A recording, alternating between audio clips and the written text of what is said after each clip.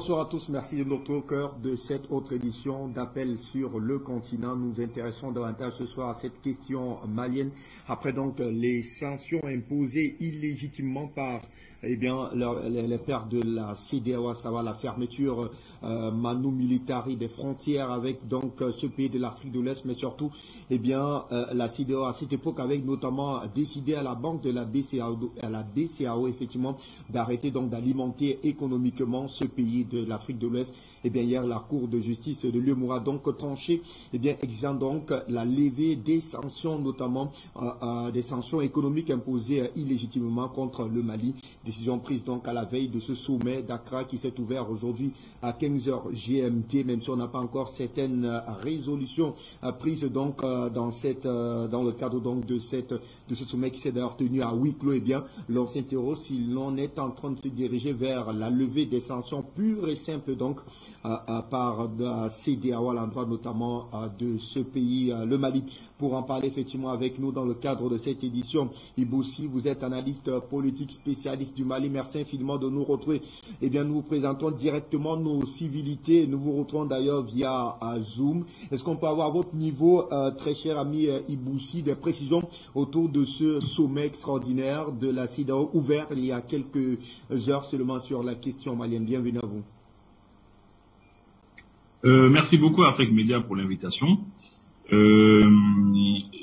Juste avant de parler du sommet extraordinaire qui est en cours, parce qu'on n'a pas beaucoup d'informations sur ça, j'aimerais quand même dire une chose. Lors de votre introduction, vous avez fait savoir que la BCAO a cessé d'alimenter nos banques ici. En fait, ce n'est pas trop exactement cela.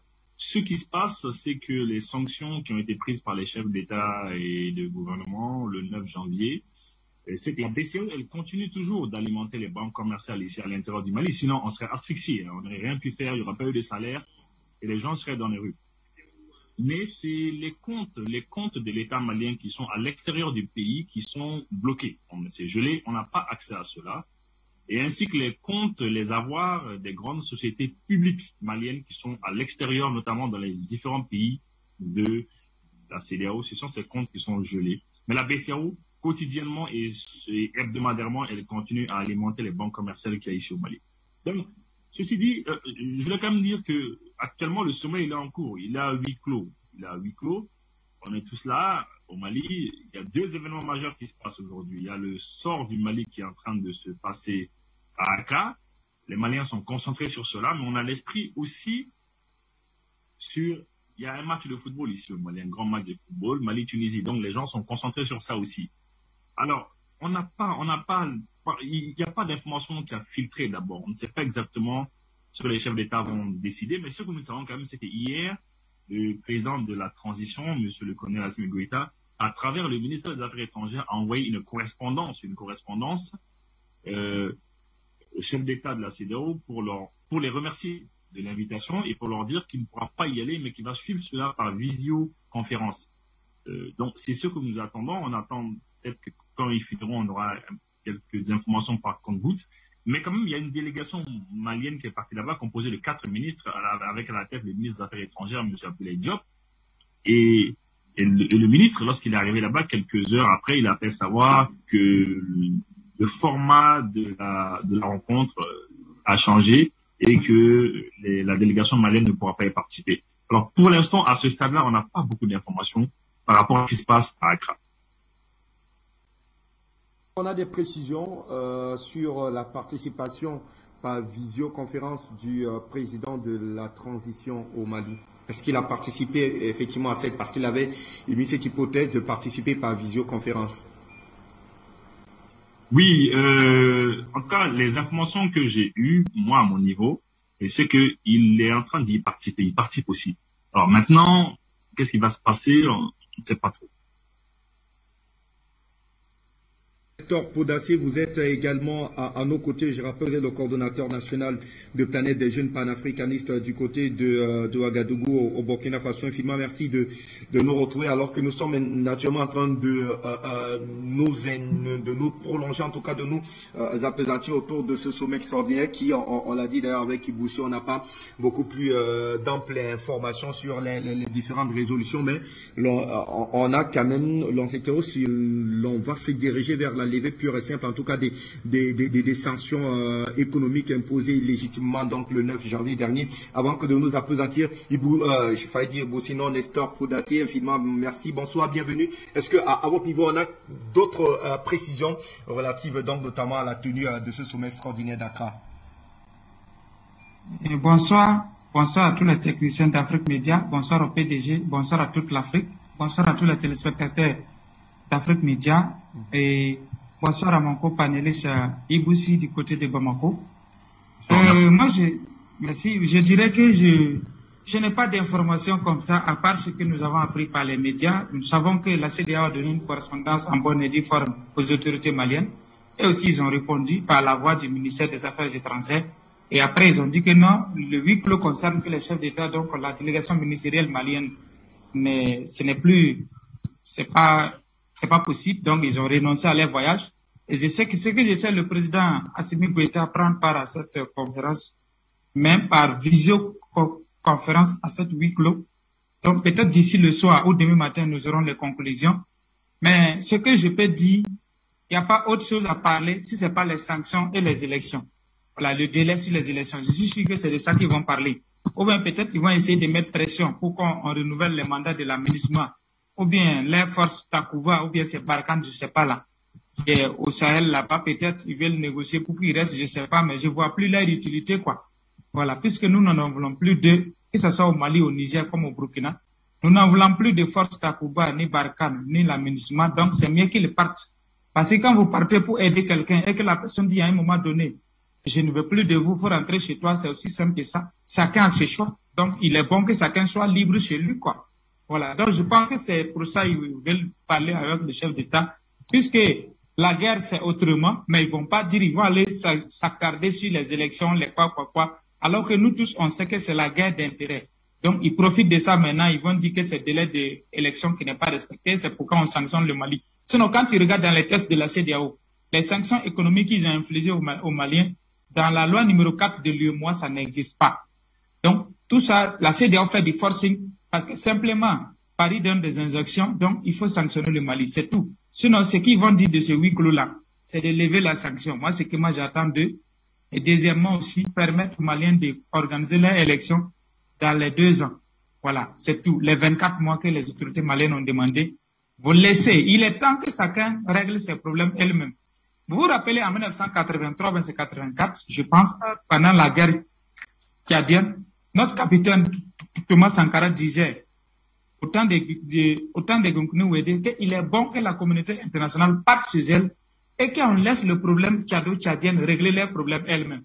Aujourd'hui, je pense que c'est la même chose qui se passe dans le Sahel. Il est temps que les Occidentaux rentrent chez eux et laissez-nous les peuples du Sahel régler notre problème à nous-mêmes. Choisir notre partenaire librement, qui ne veut que nous voulons, pour régler notre problème avec nous-mêmes. Voilà, donc voici un peu comment moi je vois la chose. Voilà, voici un peu ce que mon point de vue, ce que je peux donner d'entrée de jeu. Merci. Allez, merci à vous, Nestor Podassé. Alors, Iboussi, je vous retrouve notamment sur les faits, donc, notamment, qui ont entouré la convocation. Sommet extraordinaire de la CEDEAO, 4 jours seulement après avoir reçu notamment le médiateur de la CEDEAO intermalienne. On a d'ailleurs les deux entités n'ont pas réussi notamment à s'entendre sur un certain nombre de choses, notamment le chronogramme des activités de la transition, comme l'a d'ailleurs souligné tout à l'heure Nestor Podassé. Mais à votre niveau, Iboussi, vous êtes analyste politique, qu'est-ce qui pourrait davantage expliquer notamment la convocation Manu Militari d'un sommet extraordinaire 4 jours après que l'on s'est entretenu avec les mêmes acteurs sur la même problématique? Alors, merci. Nestor, bonsoir. Non, en fait, c'est très simple. Hein. Vous savez, chronologiquement, quand on essaie de voir les choses, le Mali fait de la résistance. Le Mali fait peur. Depuis pratiquement le 9 janvier, les chefs d'État de conférence, la conférence des chefs d'État et des gouvernements se sont rassemblés. Ils ont sanctionné le Mali et pour eux, le Mali n'allait pas tenir pendant une semaine. Vous savez, les sanctions font plus peur de par leur nom que lorsqu'on les applique. Alors, le Mali, entre le 9 janvier et aujourd'hui, qu'est-ce que le Mali a fait? D'abord, le Mali a tenu tête à la CEDEAO. Le Mali n'a pas peur. Ils ont montré qu'ils n'ont pas peur.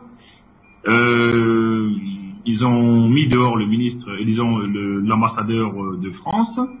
Ils n'ont fait qu'aggraver les choses visiblement aux yeux de la CEDEAO. Bien que les frontières soient fermées, frontières terrestres, frontières aériennes, et les Maliens disent bon, il n'y a pas de problème. Vous fermez vos frontières aériennes et terrestres, nous aussi on va les fermer.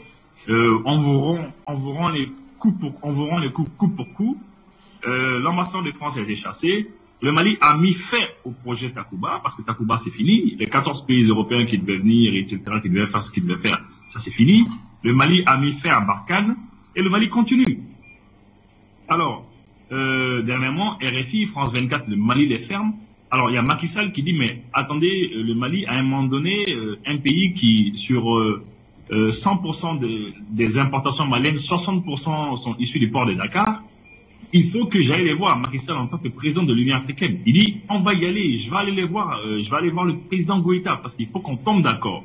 Mais le facteur déclenchant, à mon avis, dernièrement, c'était évidemment Emmanuel Macron, avec RFI et France 24, parce que lorsque la radio française internationale et la télévision française ont été coupées ici au Mali, le président français, il s'est fâché. Il dit, ah non, il n'y a pas question de fermer notre radio, notre télé. Il n'y a pas question. Alors, je vais demander à la CEDEAO et à l'Union africaine, eh bien, d'ajouter plus de sanctions, d'être plus dur dans les sanctions. Et c'est cela qui, à mon avis, qui est le facteur déterminant, déclenchant. Parce que Macky Sall voulait venir, c'est vrai, il voulait en parler, mais qu'il convoque rapidement une conférence, eh bien, c'est parce que, à mon avis, Emmanuel Macron l'a demandé. Il a demandé plus de sanctions. Il l'a dit clairement, c'était clair, tout le monde l'a entendu. Et on a vu aussi le chef d'État, 3 jours à peine, 48 heures, 112 heures à peine que Goodluck Jonathan ait quitté ici et qu'il n'ait pas eu d'accord. Eh bien, on voit une correspondance toute gentille. Il faut le dire, la correspondance qu'ils ont envoyée au ministère des Affaires étrangères en demandant au président Goïta de venir, c'était des félicitations. Ils ont félicité le gouvernement, le ministre des Affaires étrangères, etc. Et ils ont demandé... Non, ils étaient tout gentils. Nous, on n'a pas compris cette gentillesse-là, alors qu'il y avait 48 heures à peine. On était à couteau tiré, on dit non, on se comprend pas. Les gars, ils viennent, on leur dit, nous, on veut 5 ans, ils ne veulent pas. On leur dit, on veut 4 ans, ils ne veulent pas. On leur dit, on veut 36 mois, ils ne veulent pas. On dit, on veut 29 mois, ils ne veulent pas. On dit, on veut 24 mois. Goodluck Jonathan, il est sur 12 mois. Et il n'y a rien à faire. 12 mois, un point, un trait. Alors, on lui dit, bon, vas-y, il faut bouger. Goodluck Jonathan, il s'en va. Le gouvernement fâché fait une première correspondance. Et dans la rapidité, ils se rendent compte que, dans le feu de l'action, ils se rendent compte que la correspondance qu'ils ont eu à faire était incomplète.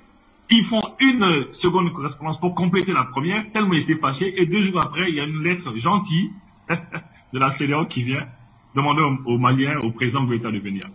Alors, à mon avis, pour répondre à votre question, c'est la pression du président français. Merci à vous, Iboussi. Alors, Podacé, une invitation donc à laquelle n'a pas daigné répondre le président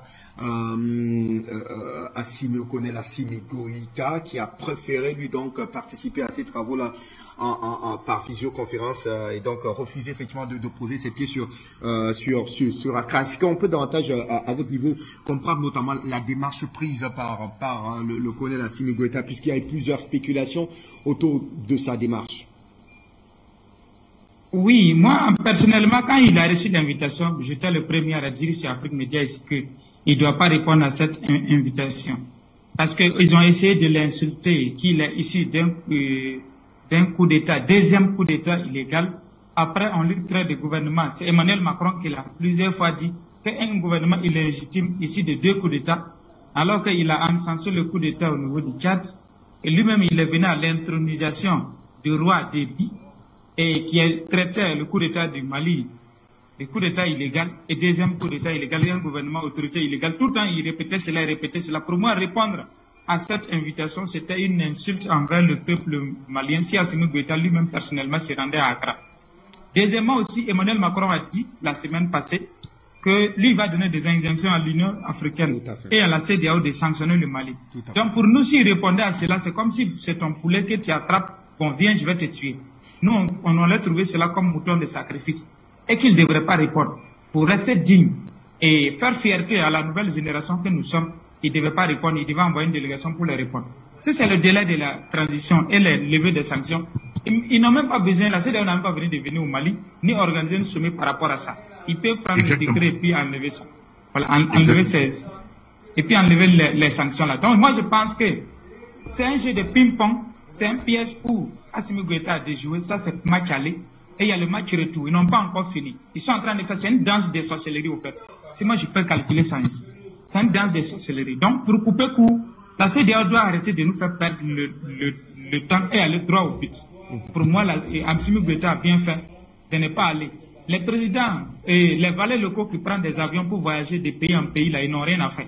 Sinon, un président qui a le temps pour travailler pour son pays, là, il ne voyage pas beaucoup. Les présidents chinois, vous les voyez voyager beaucoup.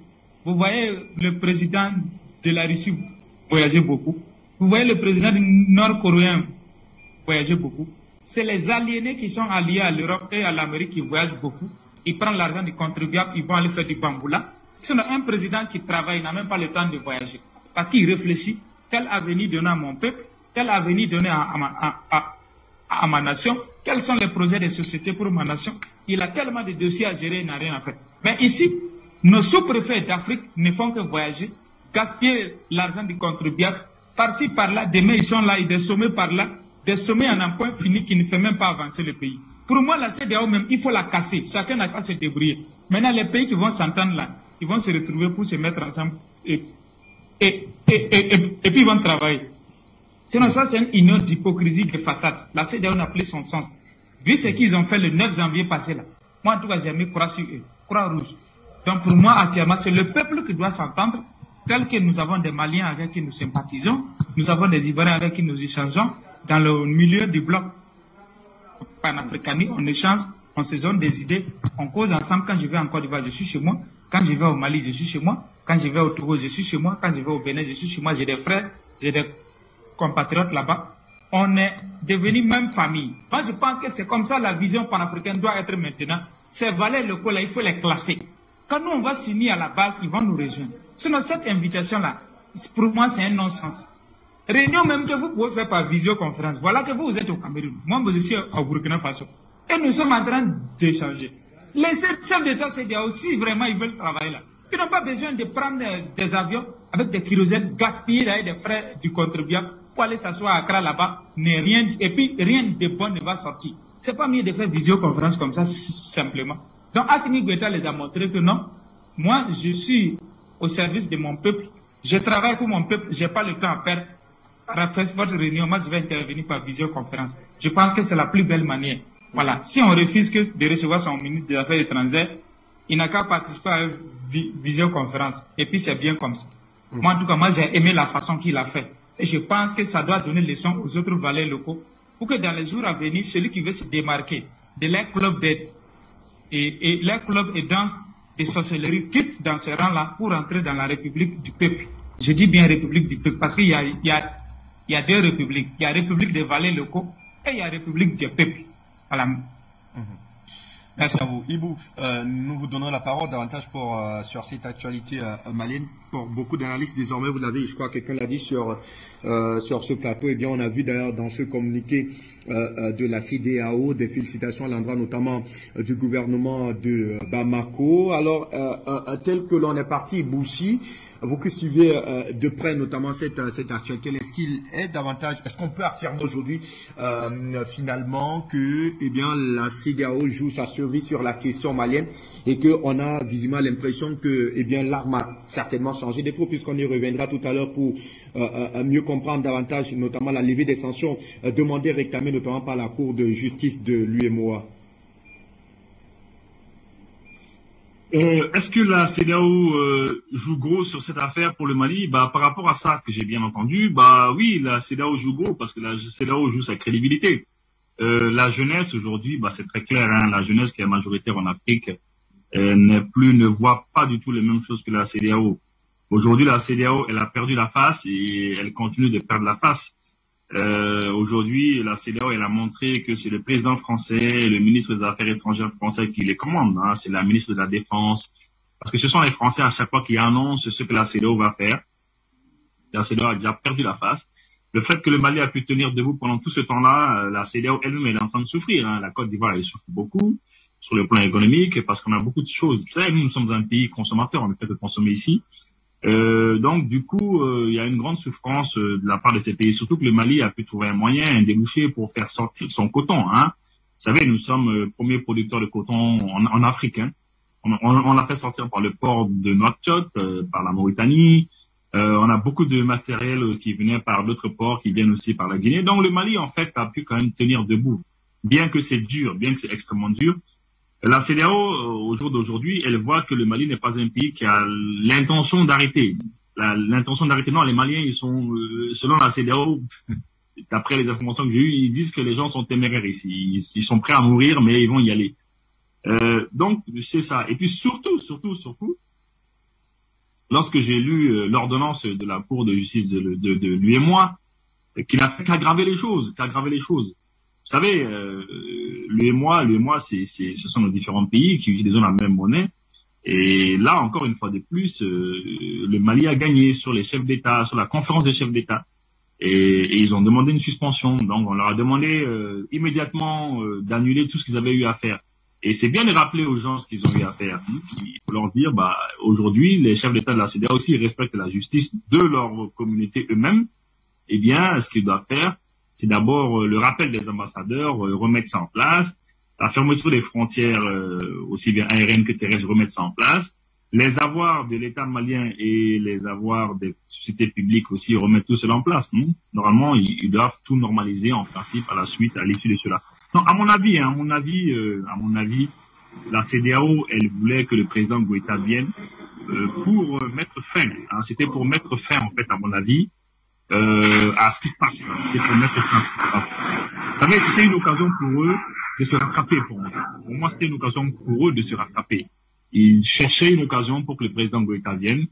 Et enfin, ils allaient dire, oui, le président Goïta est venu, donc ils vont lever la sanction. Parce qu'il n'y a pas de raison, en fait, que 3 jours, 4 jours à l'avance, on ne tombe pas d'accord, et qu'on fasse venir Goïta pour encore lui taper dessus. À mon avis, il n'y a pas de raison. Iboussi, on va très certainement aller au standard dans un moment, mais nous vous donnons donc la parole, très cher Nestor Podacé, pour Iboussi. C'est donc une fuite en avant que de convoquer le colonel Assimi Goïta 4 jours après, effectivement, que l'on n'ait pas eu à s'entendre sur la question de la durée, notamment de la transition. Alors qu'on a vu notamment, beaucoup d'analystes l'ont d'ailleurs soulevé, on a remarqué une flexibilité, ça il faut le dire, quand même des autorités de la transition qui avaient notamment recueilli les avis lors de ces assises sur la refondation du pays. Arrêter d'abord un chronogramme de 5 années, finalement on est revenu à 2 ans. Et là on a buté notamment à la rigidité donc du médiateur de la CEDEAO qui a été quasiment imbougique sur ça. Position de 16 mois tout au plus sur une offrande proposée de 24 mois donc par la transition du côté du Mali, une position quand même assez extrémiste prise par le médiateur de la CEDEAO qui a justement on va dire quoi plombé on va dire un accord parfait entre les deux entités aujourd'hui, que l'on se retrouve notamment avec cette nouvelle position plus ou moins de faiblesse de la CEDEAO qui voudrait absolument désormais composer, qui doit absolument composer avec notamment le Mali pour espérer notamment une issue favorable pour les deux entités dans les jours à venir. Moi je dirais que cette histoire de 5 ans de prolongation de transition là, c'est comme si vous par exemple, moi je vous aime pas. Tout ce que vous avez fait du bien, je ne vois plus cela. C'est ce qui ne me plaît pas là, je vais prendre maintenant pour faire tapage. Pour dire aux gens, hey, voici un criminel, voici ce qu'il veut faire. Non, c'est pas comme ça. Les assises ont dit quoi? Les assises au Mali a été clair, Iboussi est là, il peut en témoigner. Ils ont dit la prolongation de la transition, ils ont fait une proposition de 6 à 5 ans, de 6 mois à 5 ans. Donc ça veut dire que soit ça peut être 6 mois, ça peut être plus que ça peut être 1 an, ça peut être 2 ans, ça peut être 3 ans, ça peut être 5 ans maximum. La CEDEAO, qu'est-ce qui ça coûtait à la CEDEAO d'appeler les autorités maliennes pour dire les 5 ans c'est trop?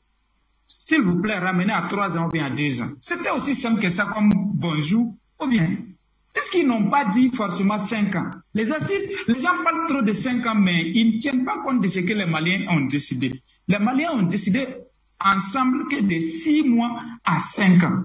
Ça a été bien dit. Donc, ça veut dire qu'aujourd'hui, les Maliens peuvent décider de prolonger la transition à 6 mois, puisque ça fait partie des assises, la conclusion des assises. Ils peuvent faire 1 an, ils peuvent faire 16 mois, ils peuvent faire 24 mois, ils peuvent faire 3 ans, ils peuvent faire 4 ans ou 5 ans.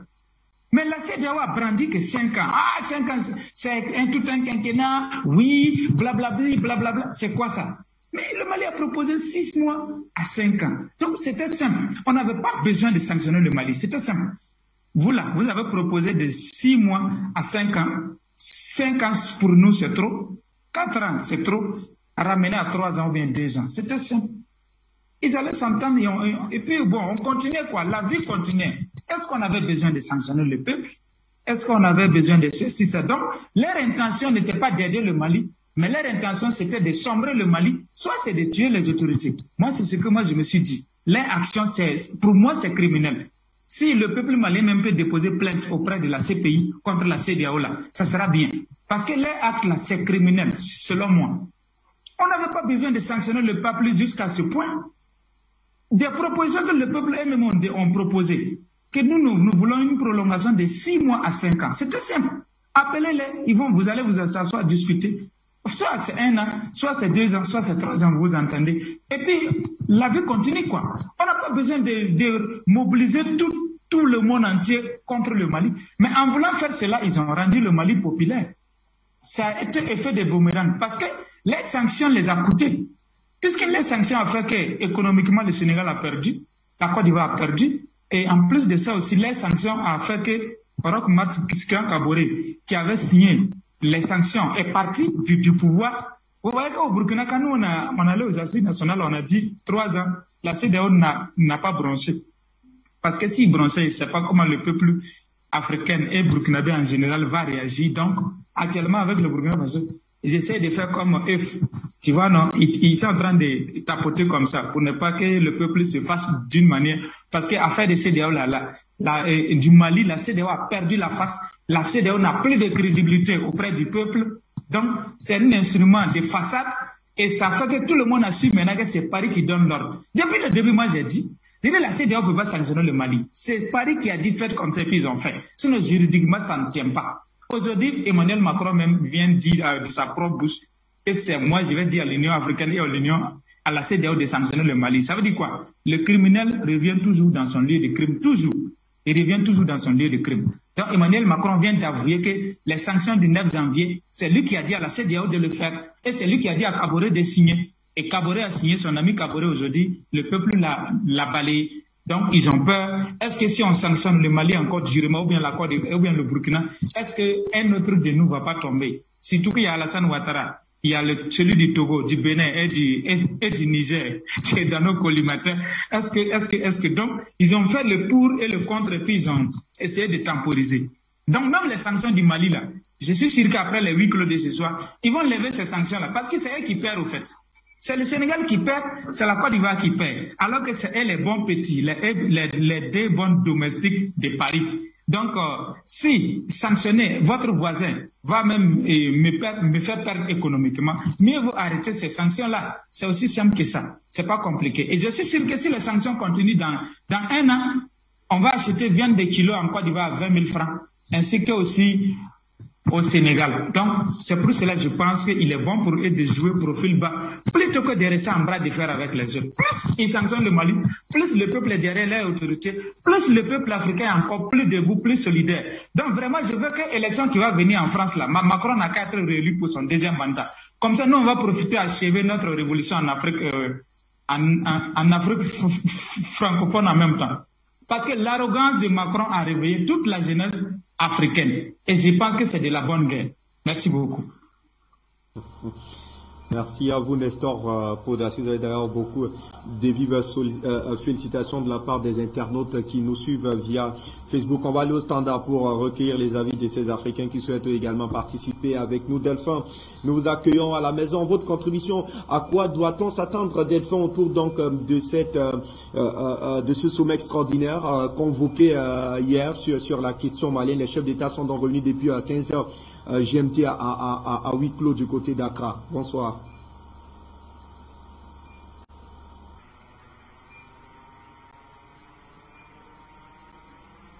Delphin, vous êtes en direct, bienvenue.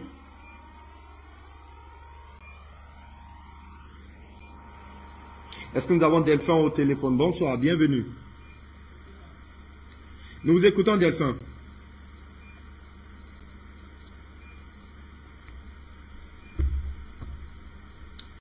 Est-ce que finalement la direction du Burundi pour cet appelant? Bonsoir, Delphin, nous vous écoutons, bienvenue.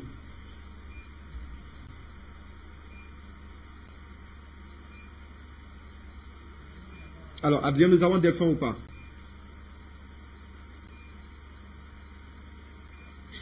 Alors, si on n'a pas Delphin, on va prendre une autre direction. Téléphone, bonsoir, bienvenue à vous.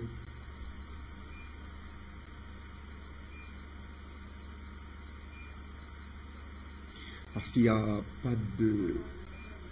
Allez, on me fait savoir qu'on va prendre Zerfel depuis l'Allemagne. Zerfel, votre contribution, bienvenue à vous, bonsoir.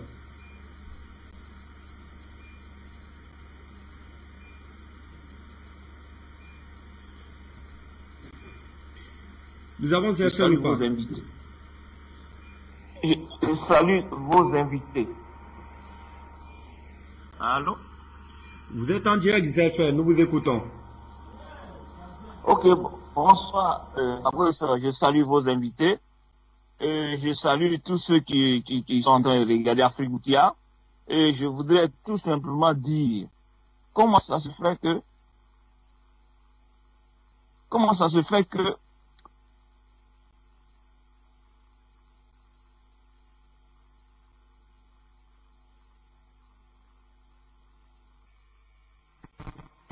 je voudrais tout simplement que vraiment ce que la CEDEAO vient de faire, vraiment c'est quelque chose.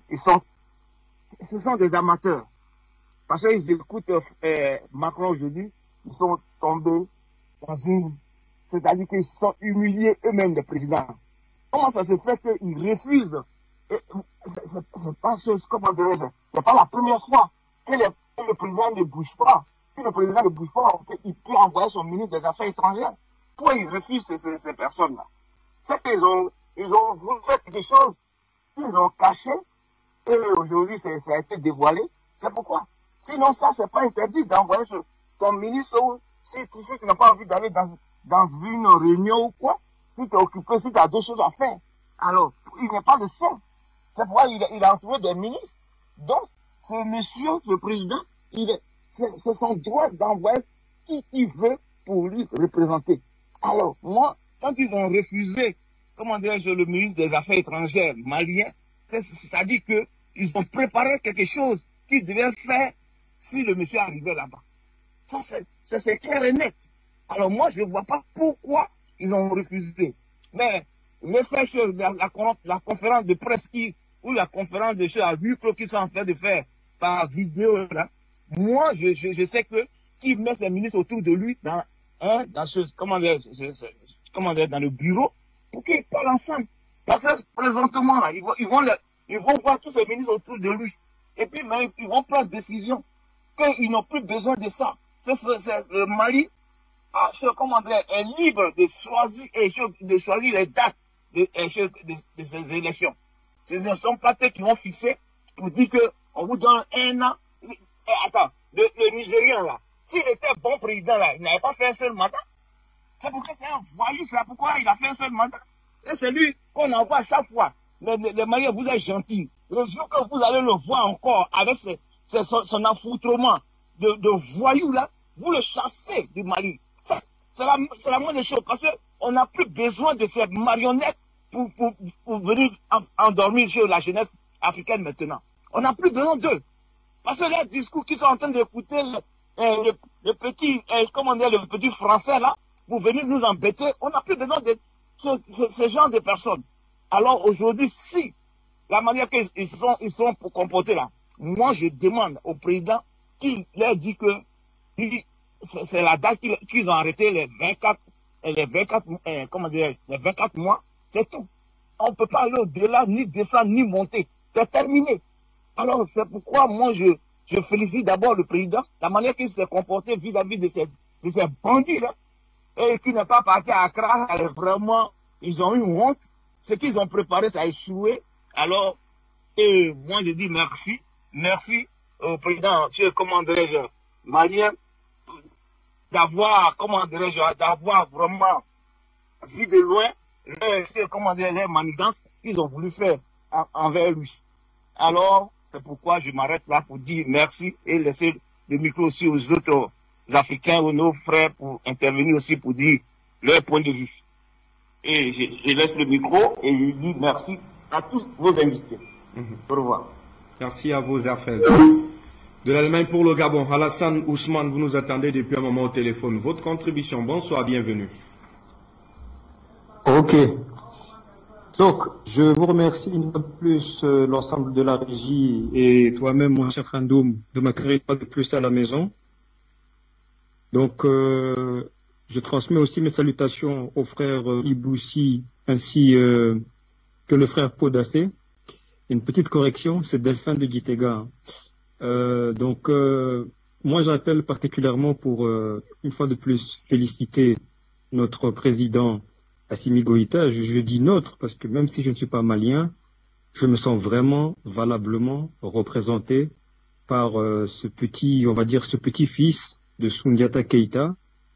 J'ai été particulièrement gêné durant le mandat d'Ibeka, donc voir Goïta, Choguel Maïga, Monsieur Diop, je me sens renaître. Donc, mon frère Podassé a dit une chose intéressante. Il a dit, je le cite, je vais en Côte d'Ivoire, je suis chez moi. Je vais au Mali, je suis chez moi. Je crois que j'en parlais hier ou avant-hier.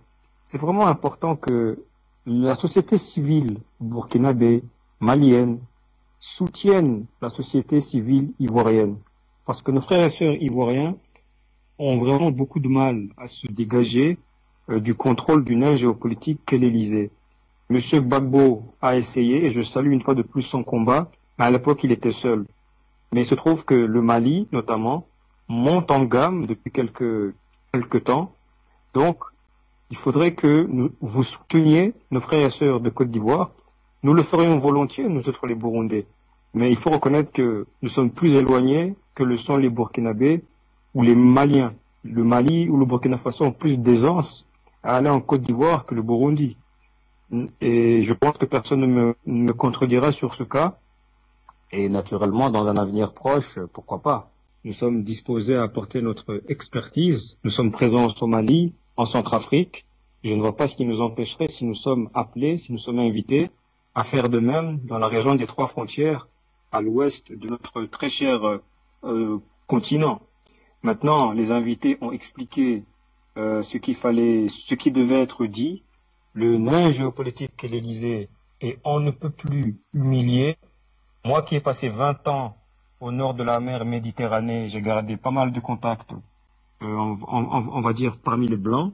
Beaucoup n'osant pas le dire à haute voix, quand Facebook ne les censure pas, n'arrête pas de me dire en privé qu'ils ne croient plus au blabla soi-disant démocrate dispensé par France 24, RFI, BFM TV, LCI, et j'en passe. Donc, il faut continuer cette cadence, accroître, solidifier, densifier la coopération avec des alliés sûrs comme Moscou, Beijing, Téhéran, et bien sûr, favoriser encore plus la coopération intra-africaine. Je pense notamment au rapprochement entre Alger et Bamako. Et puis à terme, nous allons contrôler notre continent comme nos ancêtres avaient coutume de le faire. Donc, en souhaitant à chacun, à chacune, un bon début de week-end, je répète une fois de plus, Afrique Média, le monde c'est nous, nous sommes tous des Maliens et des Maliennes ce soir. Je vous rends le micro, mon cher Ndou. Infiniment merci à vous, Delphin, depuis Gitega. Jean, vous nous attendiez au téléphone, cette fois-là aux États-Unis. Bienvenue. Votre contribution autour de la thématique, alors que nous attendons davantage, Jean, les résolutions donc de ce sommet extraordinaire de la CEDEAO. Et bien pour beaucoup, il sera question de la levée pure et simple des sanctions contre le Mali. Votre avis sur la question? Merci. Bonsoir, Fabrice. Vous m'entendez? Absolument, Jean, nous vous écoutons. Merci. Bonsoir, bonsoir à vos invités, bonsoir aux techniciens, bonsoir à Nestor, bonsoir à notre ami en jaune. Et nous félicitons d'abord le gouvernement malien et nous l'encourageons à aller de l'avant, qu'aucun des responsables du gouvernement, je parle de ceux, surtout le président, qui ne mette pied dehors. Pas du tout, pas du tout, pas du tout, pas du tout. Il n'a qu'à rester au Mali. Si quelqu'un a besoin de lui, il n'a qu'à venir. On vient d'assister à quelque chose. Depuis hier, je suis en train de penser, j'ai dit, mais dis donc, ceux-là, ils veulent aller à la phase supérieure. On a invité le président, on ne lui a pas notifié sa compagnon doit venir avec nous ou pas. Et le président a délégué un groupe pour aller. On a finalement fait notifier à ce groupe-là qu'ils n'ont pas besoin de venir. Ça veut dire que la réunion a huis clos. Nous voyons déjà que la France et les Américains veulent passer à l'étape supérieure en quoi? En assassinant tout simplement le président Goïta. Mais en faisant cela, ça c'est mon point de vue personnel, parce que depuis hier, je n'arrive pas à voir, clairement. Parce que c'est déjà ceux d'en face, c'est des satanistes. Ils ne les pas sur la mort de leurs ennemis. Hein. Ça, c'est comme ça que nous devons le voir nous aussi. Les multinationales américaines et françaises qui pillent l'Afrique, qui sont dans cette localité, et les yeux sur ces multinationales, les ambassades, surtout. Parce qu'ils veulent brouiller, ils veulent tuer, surtout ceux qui les résistants, parce qu'ils savent que la population avec ces résistants-là, alors si tu les résistants, donc la population, il y aura de brouille. Il y aura de brouille de la Côte d'Ivoire jusqu'au Bénin et au Nigeria. Vous voyez déjà ce que ça va faire. Donc la communauté internationale va venir, et ils vont implanter maintenant leur armée, les Américains et, pour ne pas dire l'OTAN. Voilà. Donc, parce que le golfe de Guinée, c'est peu nécessaire. Nécessaire pour eux. Ils veulent tout faire pour broyer toute la région. Qu'est-ce qu'il faut faire pour broyer la région? Ce n'est pas tuer Ouattara qui va broyer la région, non. Ce n'est pas tuer l'homme de Ghana et le Ghanéen, non. Ce n'est pas tuer l'homme du Togo, non. Mais tuer un résistant qui va révolter la population. Alors, du coup, j'ai informé la population de la région ouest africaine de se préparer pour le grand combat. Il n'y a pas de... Si cela se passe, mes amis, nous sommes face à la mort. Vous voyez comment c'est la Russie. Ne laissez pas sur les moyens pour libérer son entourage. C'est ça. Avec ceux-ci, on ne dialogue pas. On ne laisse pas sur les grands moyens. Nous lançons un appel à la jeunesse d'être sur le qui-vive, d'être sur le qui et de recenser les cibles. Que Dieu vous bénisse. Pour votre contribution dans le cadre de cette édition, nous donnons la parole cette fois-là. Monsieur Tonou, vous nous attendez depuis le Cameroun. Votre contribution, bienvenue.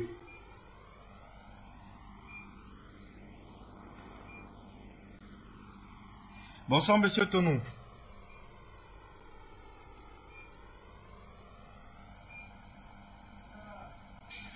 Allez, nous vous écoutons. Bienvenue à vous.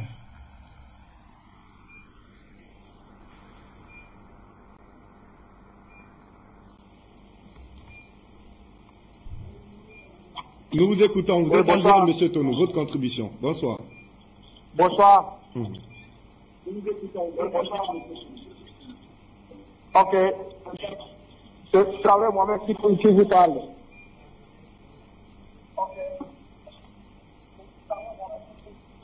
Voilà, donc directement avec ces explications, le peuple africain doit comprendre. Directement, donc, tous ces problèmes qui nous se posent ici en Afrique, ce sont les Français.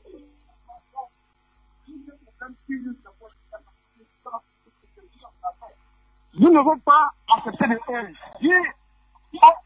Tous ces chefs d'État, tous ces enfants de Macron, qui sont là-bas, qui sont les enfants de Macron, que d'unité et une ne veut pas accepter. Nous tous sommes sans frères, nous sommes les voisins.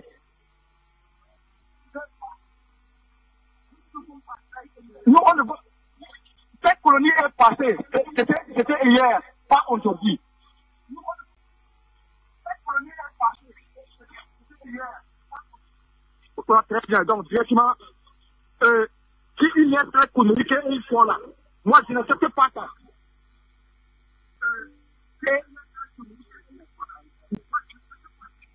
Tous des peuples africains, de jeunes d'Afrique,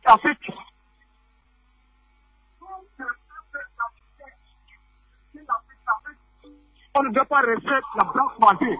On a oublié dans...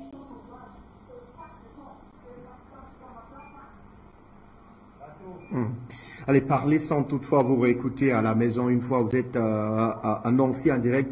Donnez juste votre contribution pour nous permettre d'écouter le maximum d'Africains possible autour de cette actualité malienne, puisque c'est d'ailleurs l'antenne libre pour nos nombreux téléspectateurs. On va prendre, je crois, 2 derniers avant de retrouver nos amis sur le Grand Zoom. Bonsoir, bienvenue.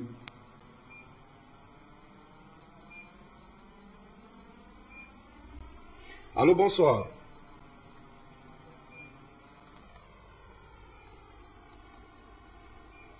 Alors, on va donc repartir pour vous donner la parole. Iboussi, vous êtes analyste politique, spécialiste de la question malienne. Est-ce que nous avons un Iboussi avec nous? Alors, Nestor Podassé, on vous retrouve donc cette fois-là, puisqu'il est désormais question de mettre très certainement en musique la résolution prise hier donc, par la Cour de justice de l'UEMOA. On s'attend naturellement au sortir en tout cas de cette réunion de tout à l'heure, notamment que l'on puisse arriver notamment à la levée pure et simple des sanctions imposées, on le rappelle encore illégalement par la CEDEAO le 9 janvier dernier. Oui, moi je pense qu'avant de prendre cette sanction, il réfléchit et incongru. Il n'était pas allé voir la Cour de justice de l'UEMOA. Donc, et puis l'article 4 même de l'UEMOA dit que les sanctions qu'ils ont imposées au Mali, là, c'est du forcing. Normalement même, ils doivent payer le Mali dommages et intérêts. Donc pour moi, là, ils n'ont qu'à arrêter cette comédie-là et puis lever ces sanctions-là simplement. Ils ont eu la honte, ils ont déjà pris la honte, ils n'ont qu'à assumer, c'est tout. En Bambara, on dit que honte, petit honte vaut mieux que grand honte, quoi. Voilà, comme Malia Surun Kamsani Malia Djain. Donc ils n'ont qu'à accepter simplement qu'ils ont perdu la face, ils ont perdu, et qu'ils ne doivent pas dicter à toute une nation comment il doit se comporter. C'est au peuple de dire à leurs dirigeants, voici comment nous on veut prendre telle direction. Va à gauche, tu vas à gauche. Va devant, tu vas devant. Si on dit à droite, tu vas à droite. Ce n'est pas à la CEDEAO de dicter comment le peuple africain doit vivre. Ça, c'est clair. Donc, ils n'ont qu'à enlever ces sanctions-là, c'est tout. De toutes les façons, le peuple avait déjà rejeté. Puisqu'ils disent que la démocratie, c'est la majorité. S'ils sont honnêtes et qu'ils sont les vrais démocrates, ils devaient savoir que ces sanctions-là doivent être levées. Parce que cette sanction a mobilisé toute l'Afrique le 22 janvier 2022 pour manifester dans tous les pays africains. Et nous l'avons fait. Et c'est cette marche-là même qui a emporté le président Roch Kaboré du Burkina Faso.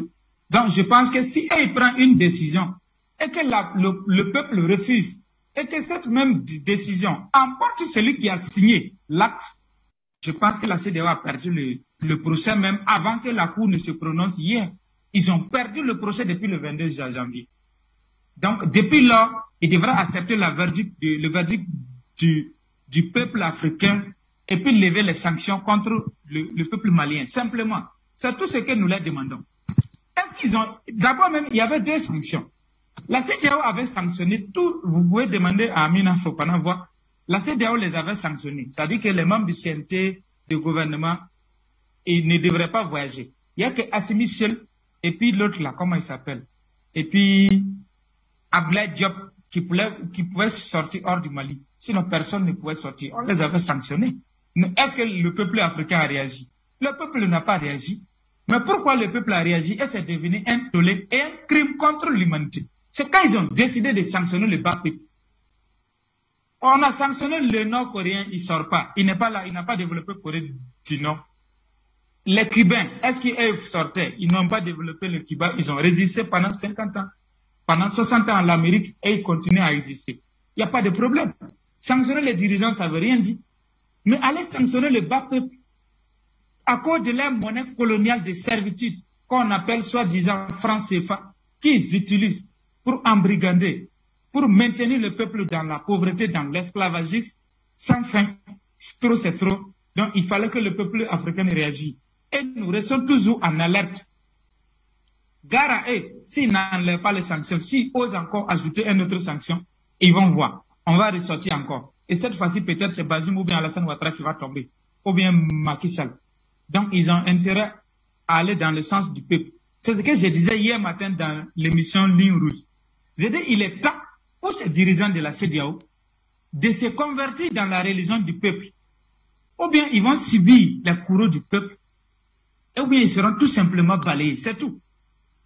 Parce qu'il y a des jeunes patriotes qui sont en train de monter maintenant. On ne va pas se laisser faire. Actuellement là, on est arrivé où ça passe, où ça casse. Au lieu d'aller mourir à la Méditerranée, je préfère sortir ici, affronter les balles assassines, les gaz lacrymogènes des policiers pour libérer mon pays. Ça vaut mieux que d'aller mourir à la Méditerranée là-bas gratuitement. Ça vaut mieux que d'aller être esclave en Libye, au Maroc, dans le Maghreb là-bas. Ça vaut mieux que d'aller mourir dans le désert. Je préfère affronter le terrain ici plutôt que d'aller mourir là-bas. Donc, que le peuple africain sache que je m'adresse à la jeunesse. Je suis jeune, je m'adresse à la jeunesse. Il est temps qu'on arrête d'aller se faire tuer gratuitement là-bas. Il est temps qu'on arrête d'aller être des esclaves en Europe. Ça sort de notre territoire en Afrique et rebâtissons notre pays. Nous ne sommes pas incapables. Il y a des gens qui pensent qu'il faut appeler des gens dehors pour qu'ils viennent nous libérer. C'est faux. C'est à nous de se libérer. On ne libère pas un peuple. Le peuple seul se libère. Je m'explique. Quand la France était attaquée pendant la Première Guerre mondiale, c'est les Africains qui ont libéré la France. La Deuxième Guerre mondiale, c'est les Africains qui ont libéré la France. Nous sommes capables de cotiser, aller en boîte de nuit, aller faire la Java, mais nous ne sommes pas capables de converger nos forces, nos énergies pour construire, pour investir, pour créer des sociétés, pour créer des industries et puis mettre l'impérialisme dehors. Donc il est temps que je m'adresse à la jeunesse, que nous-mêmes on change. Le Messie ne viendra pas d'ailleurs, c'est nous-mêmes. Donc il est temps qu'on rentre dans le Made in Africa, se mettre ensemble et mettre notre pierre dehors, c'est clair. Parce qu'ils ont dit, ils veulent l'Afrique sans les Africains. Et l'Afrique sans les Africains est un paradis terrestre pour eux. Donc il est temps que nous les disions, mettre trop c'est trop, il doit rentrer chez eux. Nous allons nous occuper de notre continent. Ça c'est très clair. C'est ce que je voulais dire à ce niveau. C'est vrai, il est bon de parler de ces valeurs. Je m'adresse à la jeunesse. Nous avons un rôle à jouer. Nous avons notre responsabilité. Et c'est à nous de jouer notre rôle pleinement maintenant. Si nous laissons l'occasion passer, personne d'autre ne viendra le faire à notre place. Moi, j'ai refusé. Sur la liste de l'ambassade de la France ici au Burkina, là, ils ont mis mon nom premier en rouge. Donc, l'ambassadeur de la France a les radars sur moi. Israël là-bas, l'on vient en deuxième position.